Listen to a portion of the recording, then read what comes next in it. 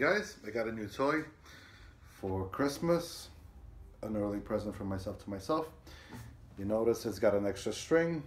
It's a Russian classical 7-string guitar. If you are curious, go on Wikipedia. Basically, just like with Spanish guitars, we have the steel string and the nylon string. Russian guitars come in the same two main varieties, nylon and steel string. It's got 7 strings. The main difference is that you see the fingerboard is not flush to the body. It's actually, there's a space here. And also the back is arched and the top is arched. And usually the tuners are in this kind of classical configuration, even if it's for the steel string guitar. The steel string guitar typically is smaller, almost like a 3/4 size instrument.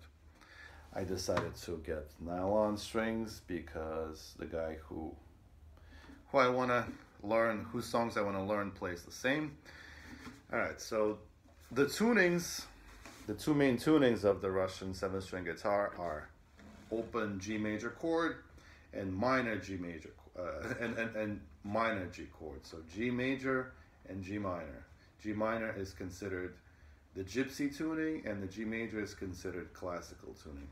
The tuning that I'm learning, as far as I know, there are only 2 famous Russian bards or singer-songwriters who employ that tuning, and the songs that I will be trying to learn are by this guy whose name is Sergey Nikitin. So I will be referring to this tuning as Nikitin's tuning, and it's tuned like this, from the high string to the low. D, B flat, G, D, C, G, and D. By the way, I'm still trying to figure out how to set the action. There's a screw here that you can use to raise the neck, basically change the angle. I decided to set it low, even though it buzzes a little, you know, I'm still learning, so, and also the wood is kind of settling in. So with this tuning, to play a G minor chord, you use an open G string and then the top 3 strings.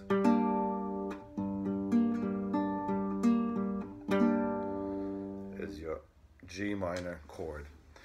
Another cool thing is that this tuning is completely different from the regular guitar. So all the chords, all the cliches, all the open chords don't apply here. So as a result, I have to think differently, and hopefully new musical ideas will be born out of this.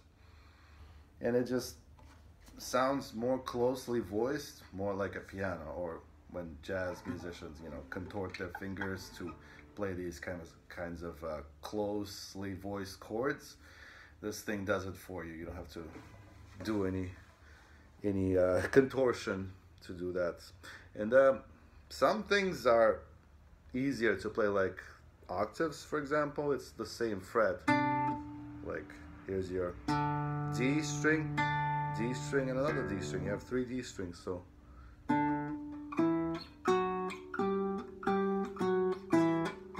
you can even play like crazy intervals that are higher than an octave in parallel. Okay, you also have to use your thumb, which is something that I personally need to get used to. And I will stumble through the chords of this one song that I'm learning. And please forgive me, I've only been playing this particular tuning and this particular guitar for exactly 1 week. So the intro to the song.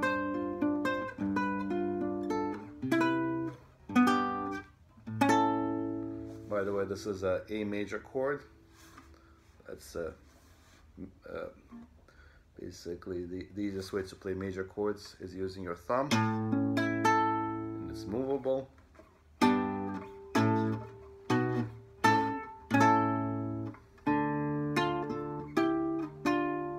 Also notice that These double stops are a lot easier to play on the 7-string guitar because it's tuned in thirds, major and minor.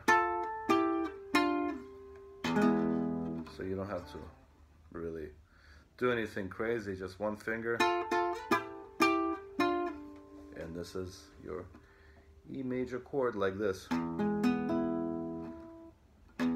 With the thumb we're playing the root, and then, all right, A minor, E7, A7, D major, D minor over B is going to be like this, E7, A minor over G, F diminished 7, whoops,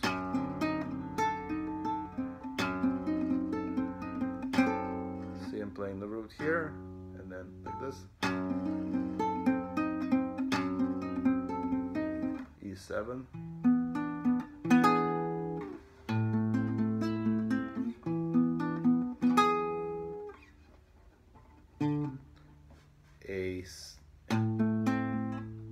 this is A minor, this is A major, this is A major 7th,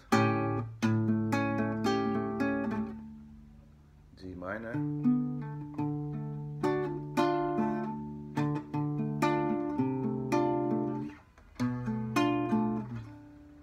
oh, so G7 would be like this,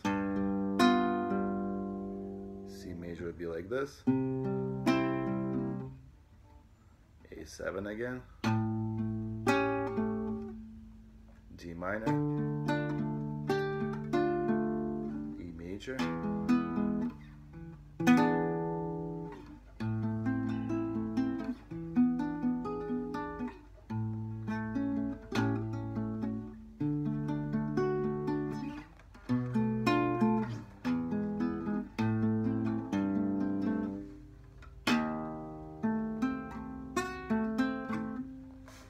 that's your D sharp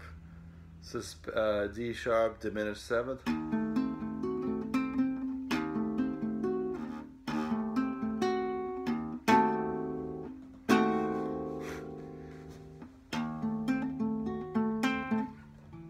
E7. So it's cool. Like some chords are this guy writes uses complicated chords, not just your. Sometimes he alters it. Sometimes he alters the bass note. It's just funny because the tuning, like on paper, makes no sense, but the chord shapes actually are not so bad, and it's just cool to have different open strings for change, like to do the.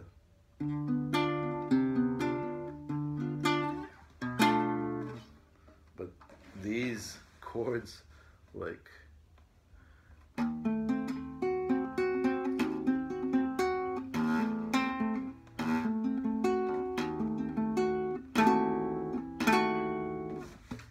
We'll need some practicing. So there you go. If you're curious, check back in my channel. Now I'll be learning more chords, more songs, and this is just week 1. Hopefully in a month or so I'll be able to play this song flawlessly. Thanks.